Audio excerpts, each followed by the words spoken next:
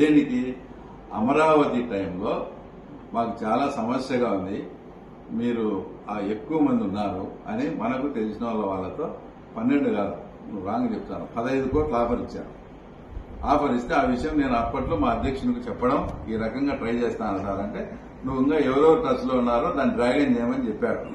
Dragon చేసినాం, దాన్ని పకడ్బందీగా సెట్ చేసి వాటికి 2-3 వెళ్ళిపోయినారు. ఆ రోజు డొక్కా మాణిక్య ప్రసాద్ గాని పోతుల సునీతమ్మ వీళ్ళు పకడ్బందీగా ప్లాన్ చేసి ఎవరిని దాన్ని కట్టడి చేసుకుని అమరావతిలో మీరు పెట్టిన తీర్మానానికి అగెనిస్ట్ గా ఓటేసి ఈ రోజు అమరావతి ఈ రకంగా పనులు జరుగుతున్నాయంటే అందులో బీటెక్ రవి భాగస్వామ్యం కూడా ఉంది.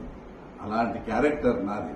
అట్లా క్యారెక్టర్ ను నువ్వు అసాసినేట్ చేసేట్టుగా డబ్బులకు కాదు 15 కోట్లు ఆఫర్ ఇస్తామంటే ఆ రోజు మేము కాదని అమరావతికి మీరు పెట్టిన తీర్మానానికి వ్యతిరేకంగా ఓటేసిన వ్యక్తి కాబట్టి బీటెక్ రవిని నువ్వు అనుకునేంత ఈజీగా నువ్వు అసలు కొనలేవు. డబ్బు మీద మాకు ఆ వ్యామోహం లేదు.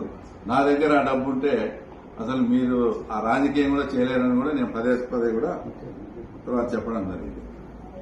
ఇంకో ఇన్సిడెంట్,